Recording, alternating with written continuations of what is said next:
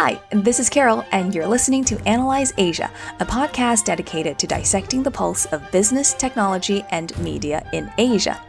In our last episode, we spoke to Eugene Tang from SCMP about their FinTech Report 2020. We briefly discussed the halted IPO of Ant Financial, now known as Ant Group, but didn't get to dive deeper into the issue. So today we've invited a longtime friend of the show, Miss Rui Ma, to help our listeners understand the wild ride that is the Ant Group IPO. Welcome back onto the show, Ray. Thanks for having me back. And for those of you who don't know, Ray is the creator and host of the TechBuzz China podcast by Penn Daily, produced by SubChina, and a venture partner at Synaptic Ventures. So Ray, since our last conversation in April on the show about the Luckin Coffee scandal, what have you been up to?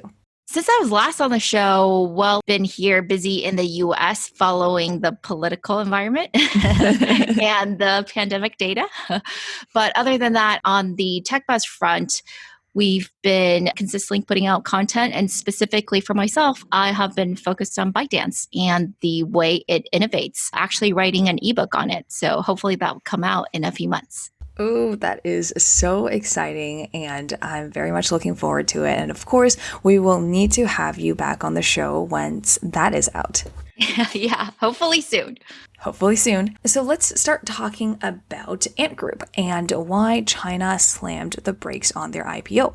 But before we start talking about the IPO, let's try to understand the company a little bit more. Can you tell our listeners about how, Ant Group was initially started as Alipay by Jack Ma and then became Ant Financial? I believe there was also a huge controversy about the founding of Alipay as well. That's right. So like you said, Ant Group started off as basically a function on Taobao, Alibaba's consumer-to-consumer C2C marketplace, which is basically like eBay. And when Taobao was started in 2003, one of the huge issues that users were facing was that you had these buyers and sellers who didn't know each other and didn't trust each other. So how do you get them to transact? Well, Jack Ma, the founder of Alibaba, looked at what was going on in the West and said, we need to have an escrow service. And that's what Alipay started off as. So actually, only about 5 months after Taobao was launched, the team launched an escrow service. And this escrow service was so successful because it solved a crucial user need, right? Solving this problem of trust. It became very popular, and it was basically included in 70% of the transactions on Taobao. Well, now that it was clear that this was going to be a widely used thing, they basically spent a lot more time on the product and made it into a full-fledged digital payment system. So Alibaba put a lot of resources into Alipay and, recruited not just online buyers and sellers, but also offline merchants to incorporate Alipay and accept Alipay. And when the smartphone came around, they launched a series of apps, mainly the Alipay mobile payment app. When the smartphone was launched, they saw the opportunity for mobile payments and quickly jumped on the bandwagon and basically made Alipay into a very popular mobile payment app as well. So by the time when 2009, 2010 came about, and the Chinese government had basically seen all these digital payment startups spring up, but didn't actually have an official way of regulating it. So it didn't have an official license for these companies. The government was like, hey, we should do something about this because this is clearly going to take off. We're going to start giving out third-party payment licenses. And by the way, because this is a sort of sensitive part of our financial ecosystem, maybe having a foreign shareholder is not going to be kosher, right? And at this point, Alibaba, which still owned Alipay, was actually 70% owned by foreign interests. So it was its largest shareholders were SoftBank and Yahoo, which is a Japanese and American company. So in that sense, you could consider it sort of foreign owned. So Jack Ma basically went to the board and said, we need to do something about this ownership issue or else we're not going to get our license. So we're not going to be able to operate. Unfortunately, the board apparently, according to Jack, did not come to a consensus on what to do and sort of table the matter. And then Jack basically went out and, changed ownership of Alipay by himself because he was like, if I don't do so, we're not going to get the licenses this business is going to die. And that still remains a very controversial decision to this day. But, he claims he did it for the sake of the company and the employees and of course, the shareholders. So he went ahead and did that. This wasn't discovered until 2011. That's a spin-off incident that you're talking about. That is, I would say still to this day, still quite controversial and is probably one of the bigger stains on Jack's legacy. But it ensured that Alipay was one of the first entities to get that coveted license and was able to operate. Yeah, definitely touched a lot of people's cheese with those moves. So what is the current ownership of Ant Group like now? And who are the key stakeholders? The key stakeholders, the way it looks is that, well, if you look at just the ownership, it's about half owned by Jack, the senior management, and also existing and former employees of Ant and Alibaba. Jack himself is about 8% of the company, but he does, he gets the voting rights to all those employees' management shares. So he is the controlling shareholder in terms of the voting power. After that, actually, it's pretty fragmented because by the time like Alipay came out and became its own business and was raising money separately from Alibaba, it was already quite large. So it was raising money in the billions of dollars to start. Some of its more notable shareholders includes the National Council for the Social Security Fund, which owns about 3%. After that, I think it's China Life Insurance at 1%. And then after that, everyone else is just like these teeny tiny shareholdings, fractions of percents, and they include all sorts of banks and insurance companies and notable PE firms like General Atlantic and financial institutions like BlackRock, Fidelity, etc. They all own part of Ant Group. But quite a few American companies as well who have a stake in this. I definitely the who's who of the finance world, basically. That's right. Everyone who is anyone and who could get an allocation is going to be in Ant Group. Sure wish I was one of those Alibaba employees, though. I remember there were, jokes going on in the Chinese internet space when the IPO was announced about how, you could hear the roar from the entire Ant Financial building when that announcement was made. It's going to make a lot of people very rich. Yeah, it was something like 50. I included this in one of the articles I wrote. I think it was like almost 60 people who are going to be worth at least $100 million. And that was at the initial IPO price that people were guessing, which, by the time it was about to be going out, it was going to be almost double that. So they were going to be significantly richer than even that. Oof, I'm just shaking my head. So let's talk about the actual branches of business that they offer. What are they and how are these businesses structured? Yeah, so the original Alipay business, which is it's still a digital payments business, is a little over a third of the revenue, but it's not the fastest growing. It's been around for a long time. It's got 1 billion annual active users, and it's a pretty thin margin business, right? So effectively, like Alibaba charges like a 0.6%, I think, to the merchants. If you look at the other businesses where it really makes more of its, profits these days, and where also the growth is going to be, that's separated into credit tech, investment tech, and insurance tech. And all three of these, Ant Group considers them to be part of digital finance technology platform. So what does that mean? That means all of these are trying to be, in a sense, a sort of platform. Now, the investment tech and insurance tech really are, you can really think of them as like marketplaces where they do what you think, or they do what the name suggests they do, right? So on the investment tech side, you can basically go on and find investment products to put your money in and invest in. And then on the insurance for the same thing, you can go and buy insurance products. The credit tech is a little bit different. The credit tech is actually almost 40% of the revenues, and it's about half of the profits. So this is Ant's largest and most profitable business. And the credit tech part is offering consumers credit as well as loans. And they also do small business loans. And for this part, the reason why credit tech makes more margin on this is because in some sense, these are more profitable products. And some of them, they actually take some risk. So they are the lender and they put up some of the capital. Because a lot of our listeners might have never used Alipay before and don't really have, access to all of these different product offerings. So can you tell listeners a little bit more about the specific products? So for example, I know under credit tech, there's probably, Rui Ma credit, and I imagine Huabei is probably under that as well. Can you talk a little bit more about the specific products that they offer? So you make a good point, right? So Rui Ma Credit is basically Alibaba's internal sort of credit rating system for all its users. But because it has this massive digital payments business, like I said, 1 billion annual active users, it's able to assign, credit worthiness to quite a bunch of people. And using this Rui Ma credit system, then they can give out like actual consumer credit lines. And that product is called Huabei, which stands for, or which means just spend, right? And the idea is basically when you're in Alipay and you are on a website, an Alibaba asset or affiliate that accepts Alipay, and you signed up for Huabei, then Ant will give you a credit limit and you're able to use that credit limit to consume. So it's just like a credit card. You get 41 days interest free. And then after that, right now it's roughly 15% annualized interest rate if you choose to keep, a outstanding balance.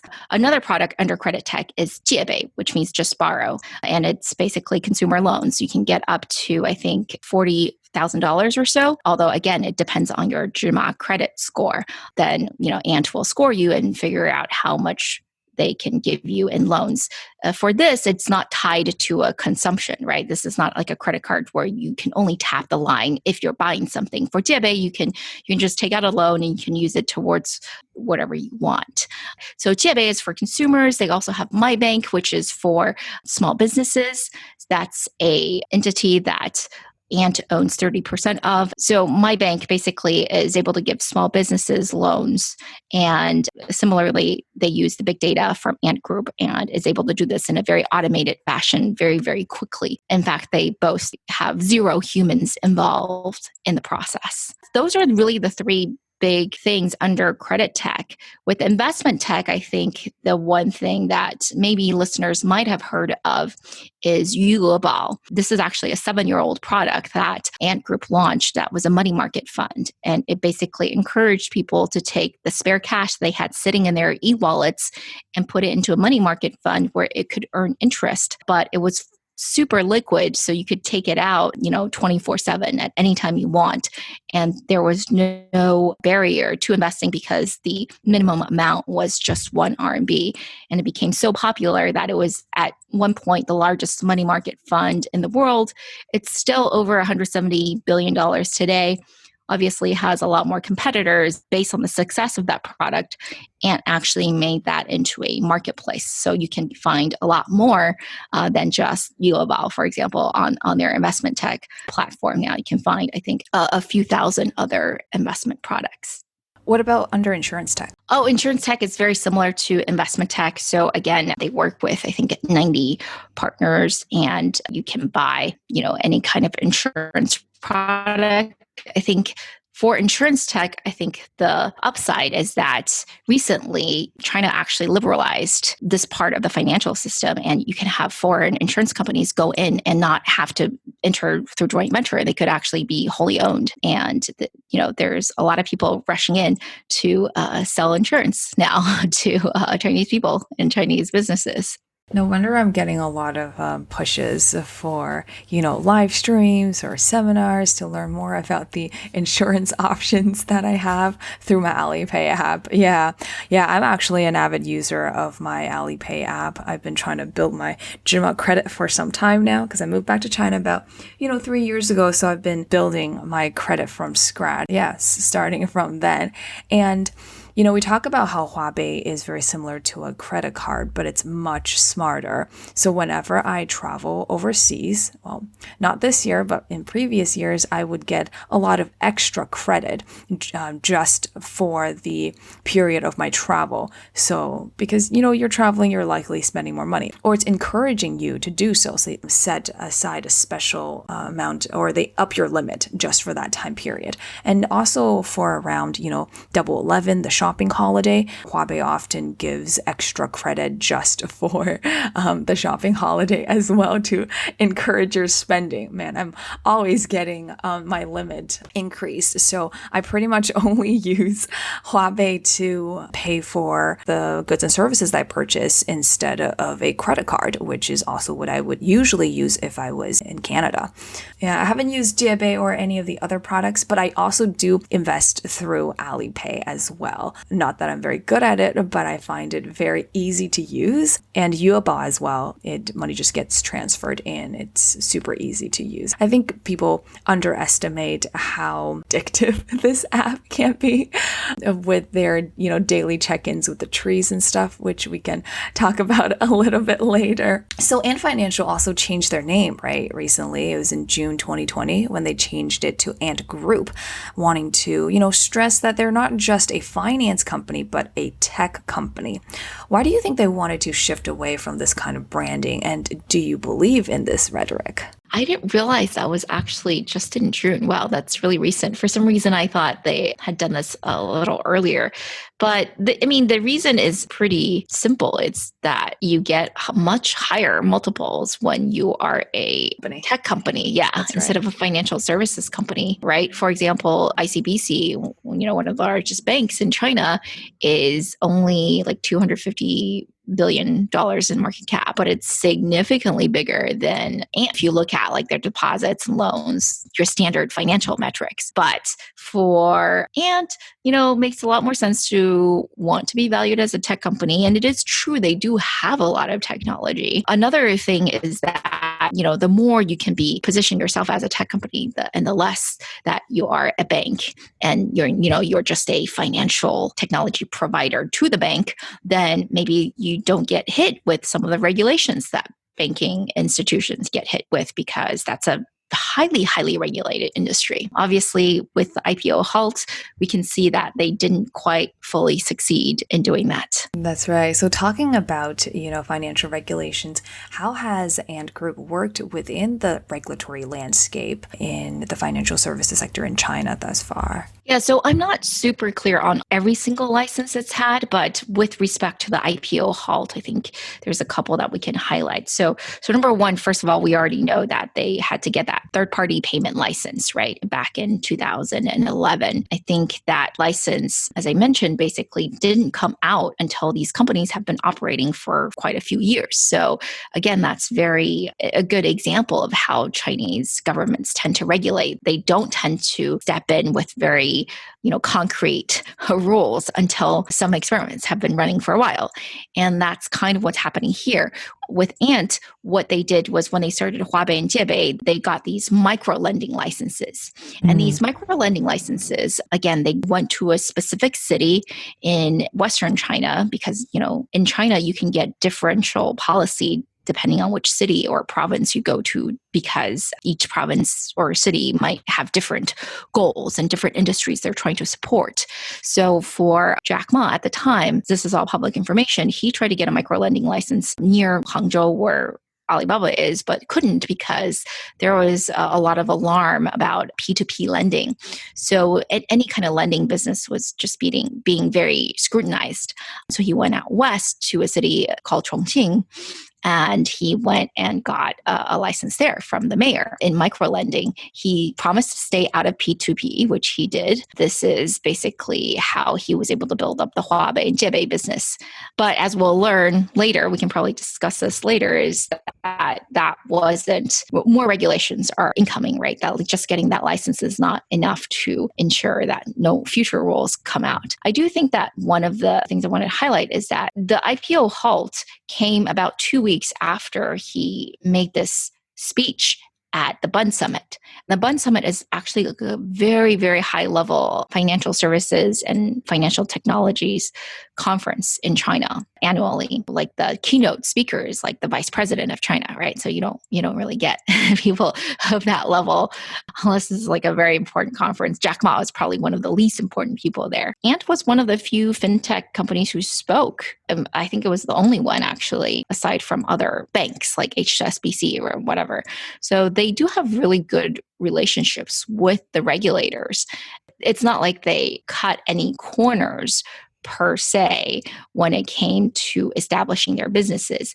I do think the proper way to really look at it is that there wasn't a lot of oversight on these businesses until more recently, not like until this year, but until the last couple of years. Because you mentioned the Bund Summit, so mainstream, media outlets have reported that the Chinese government halted the IPO due to the remarks that he made in a recent conference, which I believe is the Bund Summit.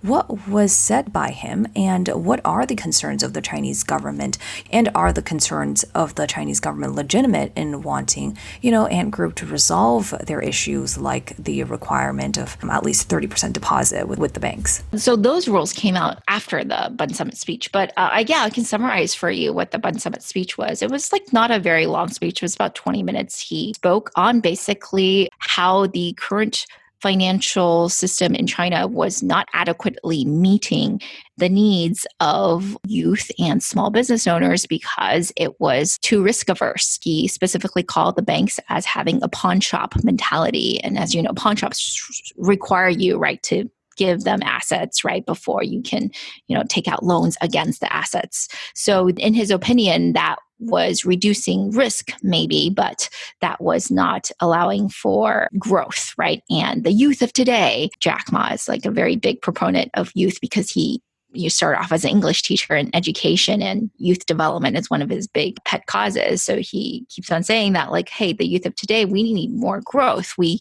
can't just have this obsessive focus on reducing risk. That was a huge point of controversy with the regulators, as later reporting showed, because he was basically saying that the regulators couldn't keep up. The regulators were using very outdated policies for an economy that's very dynamic. So specifically, he used this metaphor, which is that like, you're giving medicine meant for dementia to a child who's suffering from polio, right? So I described his tone of voice as quite audacious. I think some people found it just kind of offensive. Offensive, right? Yeah, that, I would be completely unsurprised if the regulators, by the way, who were sitting in the audience in front of him, were very displeased with that kind of very aggressive rhetoric. That's right. The Bund Summit took place, I believe, between October 23rd to 25th, and very shortly after,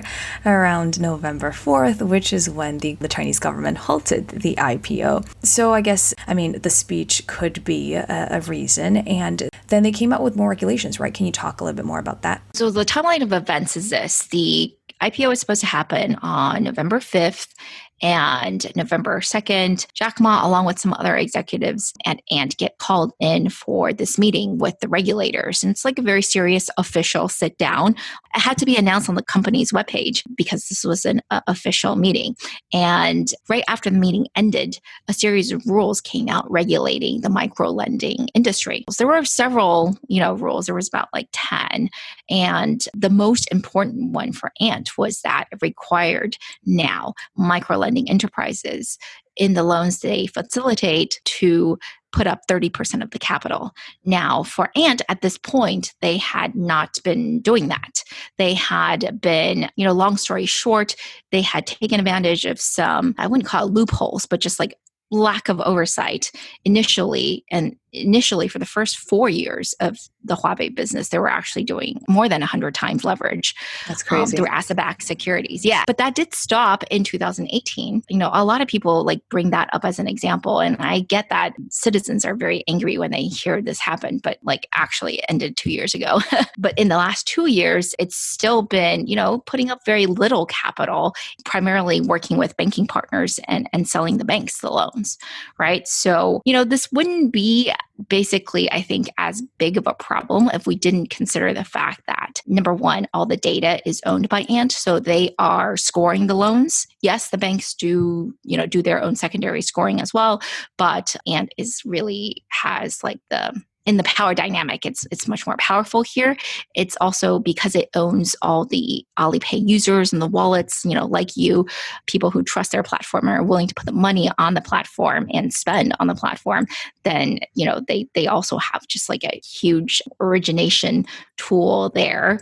So for Ant, basically, as the founder of Bridgewater, Ray Dalio, said, and I think this is probably the most accurate assessment, it's such a new way of doing business and it's growing so quickly and it's so complete in itself that he basically called it, a threat to the traditional banking system because they can effectively replace it. That hasn't happened, obviously, but it's not out of the question. And that's a huge reason why the regulators had to come in and slap some more rules around it. I believe that. Yeah, it could definitely replace the traditional banking industry. Honestly, I don't know why I still need to go to the banks.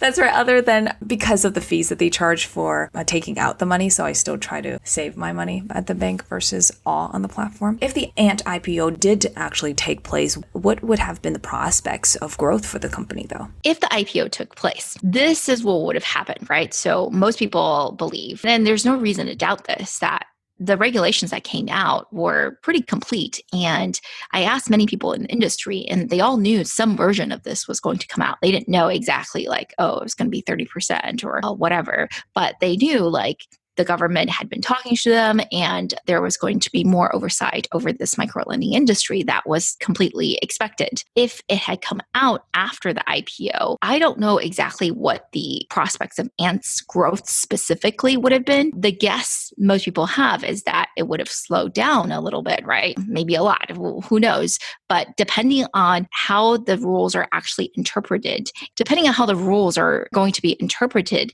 Ant could have been in a capital shortfall of something like $20+ billion.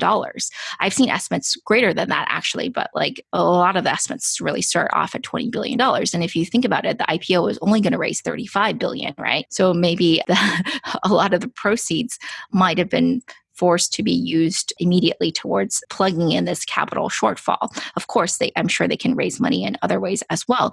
But the idea is that if the Ant IPO would have gone through, I think what would have happened is that the regulations were expected to be coming. People knew that the policymakers had been talking to them. This is a multi-month, year-plus process. If the regulations came out after the Ant IPO, it would have definitely hurt its valuation. And I think that actually is also another concern why the IPO was halted at the last minute instead of after the IPO, right? It's because Ant was about to list on the Star Exchange. The Star Exchange is China's newest attempt at building an answer to the NASDAQ, and it is for tech companies. But what most people don't realize is that the Star Exchange is, because it's very new, it's only about a year old, it's also very small. So if Ant had listed, especially at the price that it looked like it was going to go out at, which was north of $300 billion, close to $400 billion, it would have easily been the largest company. It would have probably been like something like 40% of the entire market cap of the Star Exchange. Yeah, I know. And that's not even taking into account the fact that most likely because of the demand on the stock pre-IPO, there was something like $3 trillion worth of retail demand. There's every reason to suspect that Ant might have gone up immediately post-IPO and probably doubled, right? So that happens, by the way, a lot on the Star Exchange. You have these, sexy tech IPOs and a lot of retail investors who are starved, and institutional investors too, who are starved for quality tech companies. And so it gets bid up. So there's a lot of excitement. And if that happened to Ant, then it would have been an even greater share of the Star Exchange. And if there was then some regulation that hurt its bottom line, right, hurt its profitability, hurt its growth prospects, then it could have crashed the market. So it would definitely have made shareholders in Ant that bought into its IPO lose money. So I think that was also a big reason that was cited as to why the IPO was pulled last minute. It was also to protect the shareholders who were going to participate in the IPO. Right. And you mentioned the new Shanghai Star Board. Now, Ant was going for dual listing and in the Hong Kong Stock Exchange and the new Shanghai Star Board. Why do you think it chose to do that? Yeah, I think the dual listing, well, first of all, there's more and more companies who are dual listed, although they tend not to do this like simultaneous dual listing, right? Most companies are doing what like Alibaba, the parent company, did, which is list, in the US or some major exchange and then do a secondary listing back home closer to Asia, usually in Hong Kong. Yeah. So I think for Ant, the thing was that they wanted to raise a ton of money, right? So you're not going to, Hong Kong is a pretty good market, but you're not going to raise $35 billion and have the largest IPO in the world, on just one exchange. And then secondly, I'm sure the Star Exchange really, really courted them pretty hard to go and list domestically, because this would have been the first real Chinese internet IPO domestically. Like no other Chinese company has done their initial, like truly, truly initial public offering inside of China. Of course, small companies, but not like a quality company of Ant's caliber. So I think that was also a reason. But I think one thing that's interesting to note is that it did not choose to list in the US. And I think there are several reasons for that. Of course, the geopolitical tensions is one of them, but also Ant is such a well-known brand in China and in Asia generally. You basically, there's no way Ant was not going to be able to fill its order books for the offering. So, and as we can see, it was in Hong Kong, I think it was 872 times oversubscribed, something insane like that. So the interest in this company was just immense that they could get away with it. Most companies would not be able to pull off a dual listing at, such a high valuation and generate so much investor demand. But Ant is special. That's right. Its A shares were priced at 68.8 yuan per share at the end of October, which sets their market cap at a bit over 300 billion US dollars, higher than any of the 6 state-owned Chinese banks. Why do you think it's worth so much, and do you think it's worth this much? Yeah, a lot of people have made the point that Ant would have been, again, $310 billion is what it was pricing at, but actually gray market trades were trading at even higher than that, right? Mm-hmm. So it was there were trades going on that placed it closer to $400 billion. What's really crazy is that, this would have made it the largest financial company in the world, right? So if you compare it to any bank in the world, it would have been bigger. And again, ICBC is an example I like to use and said earlier, it's one of the largest banks in China, but it only has a 250 billion market cap. So if you look at just the pure number, it might not make sense. But again, if we go back and think about how Ant does business and is able to leverage this flywheel of products, right? So Ant, is closely affiliated with Alibaba, and Alibaba has 60+% of the e-commerce market share in China. And also Alipay is used by 1 billion people. So it has a ton of users and it's catching users when they're consuming, right? So like you were saying earlier, when you're buying stuff, Ant's products come out as an option, right? For you to use Huabei, for example, to buy anything during Singles Day, etc. So having that be available at the point of sale is really, really powerful and especially when you have so much consumption and so many users. And all this generates so much data that is proprietary to Ant that the banks cannot see, that they then use to feed their Jima credit. And then using that credit data, they can very quickly make very good decisions on what financial products to offer you. So the Huabei, Jiebei, Yuebao stuff. And this is a flywheel that's very powerful because we know that 80% of Ant's users use at least 3 products. I can easily imagine what they probably are. They're probably Yuebao, Huabei, and Alipay, right?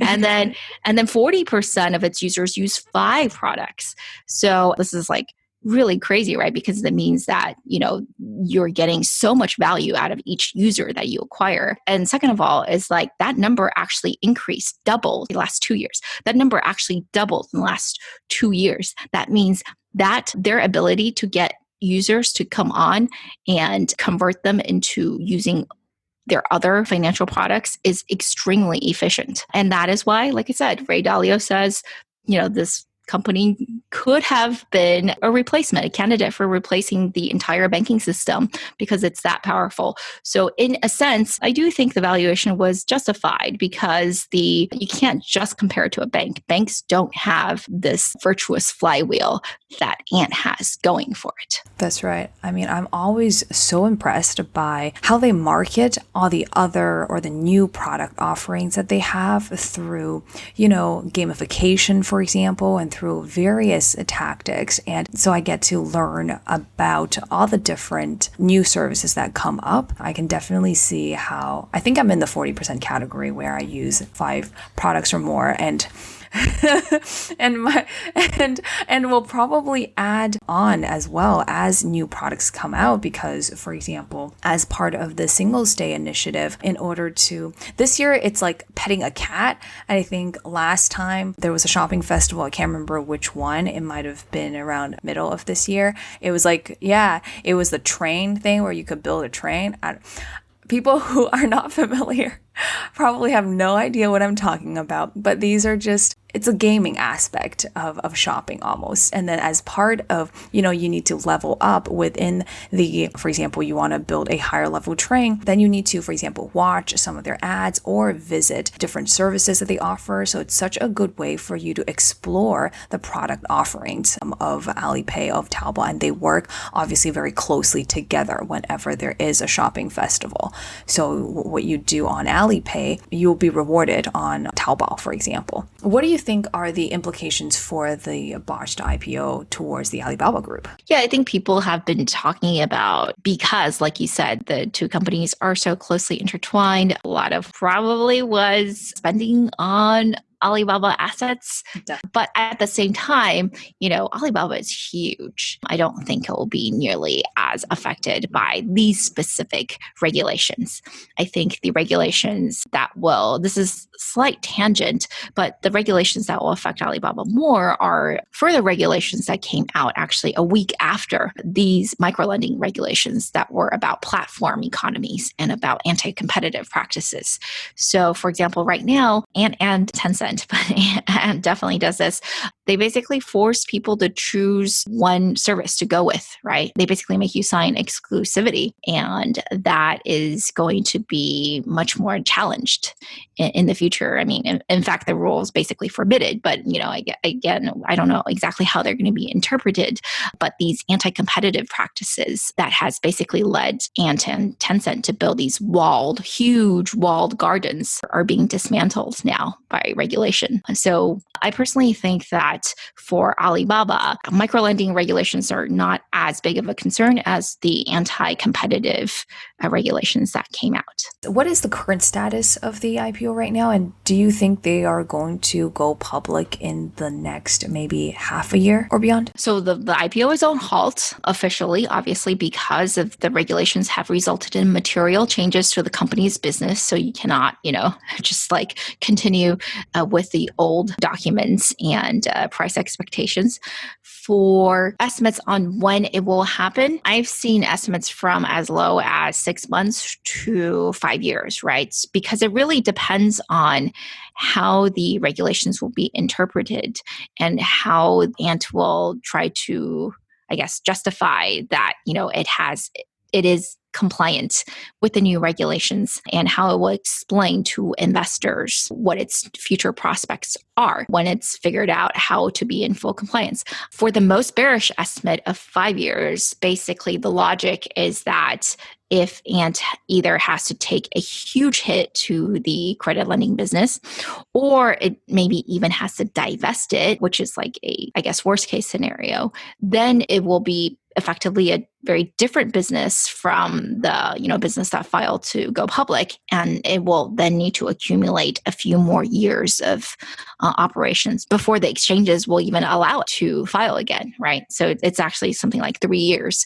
of operating history. But again, I think that really depends on if it's going to make some drastic decision like to divest the credit tech business, which would really make it a very different company. Yeah. And in that case, I think it would be, a few years before an IPO could happen. The 3 to 5 year timeline makes me feel almost bad for the Alibaba employees who are going to become super rich, but not really. Actually, I heard from ex-Ant employees that they would have been locked up for 3 years anyway. So I don't think you need to feel that bad for them. Not at all. Yeah. But at the same time, again, I'm probably a little bit more optimistic that Ant's going to figure this out because, it's despite all this criticism about how powerful it is, how it might have been really leaning too hard into its sort of monopolistic power dynamic, I think that it really solves a true problem for users, for people like you, right? But also for small businesses. And it absolutely is too big and too important. Not that it's too big to regulate, but that it's not going to be, the government's not going to try to dismantle it completely. It really does solve a core user need. And I think that it's a matter of refining how it interacts with the rest of the pieces of the financial system. Definitely. And to be honest, from a user's perspective, I wouldn't mind using other company services as well if they provide me with really good products. I've toyed around with JD Finance, their app as well. And then obviously I also have Buddy and WeChat, but none of their apps are just as user-friendly or as engaging or entertaining as Alipay. So definitely a lot of lessons to be learned from there. And this is my final question. What do you think are some of the lessons of this entire fiasco for fintech companies and for regulators around the world, or maybe for the US audience? I think the way I would think about this is, so I speak mostly with investors, and I think the investor takeaway should be that China is going to place, stability and the long-term benefits of the financial ecosystem above any specific corporate interest. I think that regulators have made that very clear. I think that the people are very much in support of this point of view. Basically, no one I talked to in China on the ground was at all upset about the IPO being halted. They were actually all like, thank God it's halted because, our interests are protected. Thank you, regulators. So I think if you're investing in the markets over there, understand that that is how the regulators and the people think. Again, this was a little bit out of the blue for people because of the timing. But I think in the future, if you hear that such regulations are on the horizon, they'll probably happen if they ensure the long-term health of the ecosystem from the perspective of the government. For fintech companies, I think that actually this could be really helpful, right? If you're a fintech company operating in China, because regardless of what happens, Ant has some obstacles in front of it now, more than it did before. I'm personally optimistic they'll be able to solve it, but as Ant is slowed down a little bit, then it might create opportunities for fintech companies and startups to not supplant it completely, but there's probably pockets of opportunity. And you already see the government trying various other ways to make the ecosystem more dynamic and less, just this Alipay, WeChat Pay duopoly. We don't have time to talk about it today, but we just did an episode on the digital currency that the central bank is putting out. And one of the goals is to make it so that the traditional banking system, the apps that you don't like to use, right, have a chance to compete with your Alipays and WeChat Pays. So I think, maybe the lesson or takeaway is that the regulators might have been really easygoing in the first part of the last decade. They've realized the power of these internet platforms, and I think they're going to be a lot more hands-on when it comes to setting the rules. These are some great takeaways. Thank you so much for coming on to the show, Ray. I've read obviously quite a few articles on the issue already, but it's always super insightful talking to you and hearing you, break things down and adding in the US and also the investor perspective as well. Thank you. Thank you for having me. And before I let you go, 2 questions. First, can you recommend something that has inspired you recently? This is not a recent find or anything, but I've been listening to a specific podcast for a while. It just occurred to me to share it with more people because a friend of mine was sharing her list of podcasts that she listens to, and this happened to be on the list. And I was like, whoa, because this is not a business podcast. It's actually a relationship podcast. Oh. It's by it's by the famous couples therapist, Esther Perel. And she actually does two now. I primarily listen to the one on relationships called Where Do We Begin? But I found that I just learned so much from each episode. These are real life conversations that she has, and she's just so insightful. And it makes me realize that everything at the end of the day is a communication problem. I guess I especially wanted to highlight her show this time because if you're a listener that's having trouble because of COVID, especially if you live in a country like me where COVID response has been a disaster and it's affected your personal life, which in turn will affect your work life, she has some good episodes on that. So I would recommend it. Esther Perel, Where Do We Begin? And she also has a work-related one as well. I don't remember. This sounds very interesting. I will definitely go check it out. And the second question is, if my audience wants to reach out or if they're interested in, for example, listening to the latest episode that you said you guys did on the digital currency from the central bank, where can they find you? TechBuzzChina.com is where we put all of our material. You can obviously always search for Tech space Buzz space China on any podcast app. And I am most easily reached on Twitter. I'm very active on Twitter. My handle is spelled RUIMA. And you can reach us at Analyse Asia. That's Analyze with an S on Twitter as well. And we are available on all podcasting platforms as well. Again, thank you so much, Ray, for coming onto the show, and I can't wait to have you on next time. Good luck with your book. You're going to finish it in no time, especially with the lockdown. Thank you so much for having me.